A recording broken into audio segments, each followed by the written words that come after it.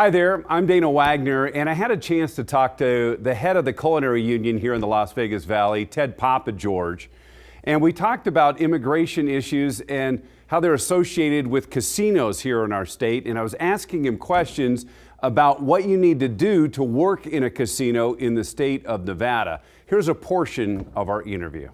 In the world of gaming, it's highly regulated. So not an issue in our areas that are regulated gaming areas. What happens for our members is that it is our members' family, relatives, neighbors, fellow churchgoers, and folks in the community. When you look at the world of construction, the world of non-gaming hospitality, the world of agriculture, of meat processing, or distribution centers, all of those areas are significantly impacted, we think, by mass deportations. And just overall, what our point is this, is that like we just came out of, the COVID recession, and the economy is doing so well that, prices have got out of hand. The average prices for the average family on gas, food, and, housing. But we've got to protect that economy. So the idea of just closing the border, mass deportations and mass tariffs blow up that economy. So the discussion about immigration and deportation, the folks that power this economy, look, our position is, and it's a national position with our national union, Unite Here, that those folks deserve to stay. The idea of deporting criminals drug dealers and terrorists and violent criminals and all of that, that's a no-brainer. Everybody agrees with that. But the idea of deporting the folks that power many sectors of this economy is a huge mistake. And those folks and their families deserve to have a ability to work and the ability to have a pathway to citizenship. The Trump administration would counter with, if these people are in our country illegally, shouldn't they be removed from our country? Yeah, we think that's a disaster, and we think that the Trump administration is short-sighted on this issue. It was an election hot button based on the issue of security and safety. There needs to be control at the border. There has to be a controlled border. There has to be the ability to deport criminals, and the Trump administration themselves has described it as specifically the issue of terrorists, drug dealers, violent criminals. But these and the National Governors Association supported that. But the idea that mass deportations of anyone here that is undocumented, the reality is we have a broken immigration system. And we think that that's a big mistake. And, we think it would be quite an overreach. You believe that immigrants are vital to the economic health of our country? Well, I think that's well understood in the business world. And I think when most folks understand the ramifications of these campaign promises, when you look at polling across the board with Americans, and you talk about the idea of deporting folks that are otherwise law-abiding, that are working and paying taxes and have families here in the U.S., the majority of people agree there should be some sort of system where we can fix the immigration system. Because when you start talking about these mass deportations of millions and millions of workers, and that's what that is. This is not about deporting violent criminals or any other sort of, whether drug dealers and terrorists and all these other things that the Trump administration is talking about. You're talking about crippling major sectors of industry that power this economy. What we think is that that's the conversation that has to be had. And when that happens, we think that the moderate majority in this country will support the idea that where we need workers in this country, and we need them by the millions, and those industries are supported by immigrant workers, there should be a fix to this broken system, which, was on the table bipartisan with the Senate and the House, and Trump and his people torpedoed it because they wanted to try to get an election win. So that type of compromise to fix the system, to power this economy, we think that's the conversation over the next year that's going to be had. And we think that's a winning conversation. And we think Democrats should step up to the plate and raise hell about it. The Culinary Union is the largest union by membership in our state. That's correct. You have 60,000, some 60,000 members, correct? Yeah, we do. But we also, that means we have about 130,000 total that are in, for example, in our culinary health plan, that are family members that are covered by our culinary health plan. So, we're the second largest provider of healthcare in the state of Nevada, for example. So there's reach even farther than the membership. Didn't know that. Of your 60,000 members, how many are undocumented immigrants? Well, we can't say that. What we do know is that within the world of gaming, it's highly regulated, and that's not really an issue.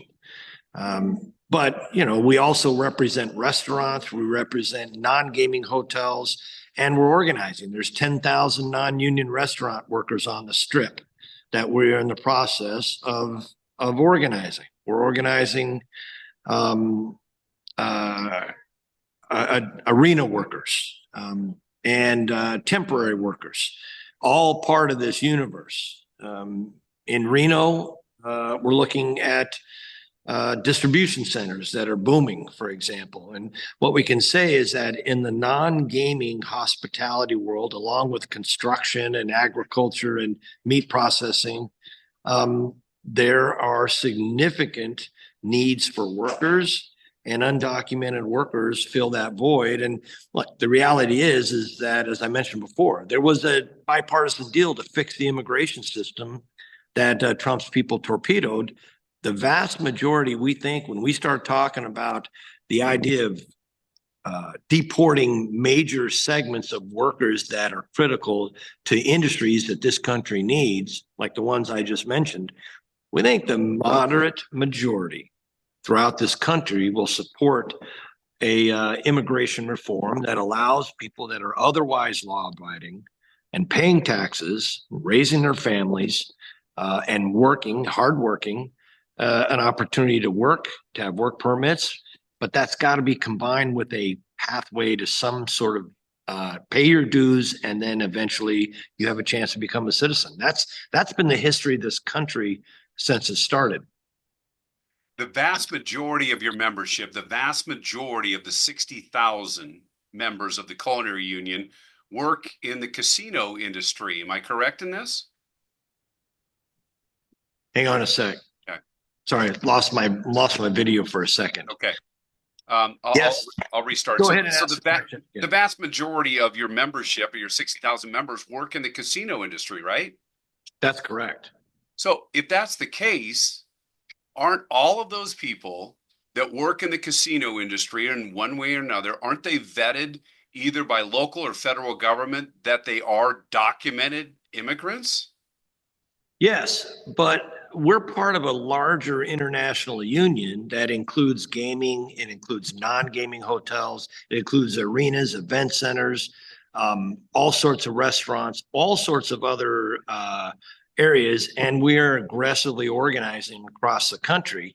And so I think you're missing the point here, is that, and our workers, they have family members, they have neighbors, they go to church with folks, part of the community in these industries those jobs are filled, generally that Americans don't want to do, are filled by undocumented workers. And so it's a major issue for this community. And as a matter of fact, Nevada, the numbers are estimated to be one of the highest percentages of undocumented workers that live and work and pay taxes here in Nevada. I've seen Pew Research says it's close to 9% of the workforce in Nevada are made up of undocumented immigrants. Do you believe that? Well, I don't know. I'm not an expert on that, but I think that those numbers are reasonable. But what that means is those are workers. They are paying taxes. They are sending their kids to schools. They are part of the community. Many of them have been here for years or decades. So the question really is that does the United States of America need immigrants to power our economy? The answer is, of course it does. We always have. And are there jobs that Americans aren't necessarily willing to do? Yes, there are.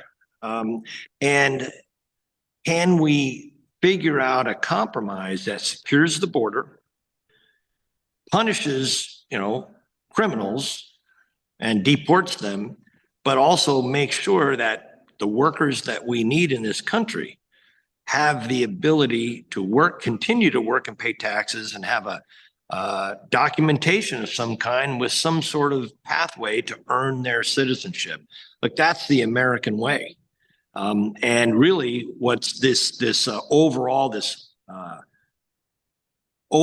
idea of mass deportations is just strictly un-American.